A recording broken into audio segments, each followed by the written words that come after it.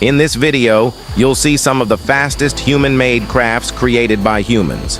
At the bottom, you can find more detailed information, probably without needing the massive red arrow I put on screen. Shout out to the good-hearted guy who fried his computer while making these realistic visuals. Yes, they are realistic, so this is actually how you would see the world if you traveled at such high speeds. Flying this fast is actually one of my biggest fantasies.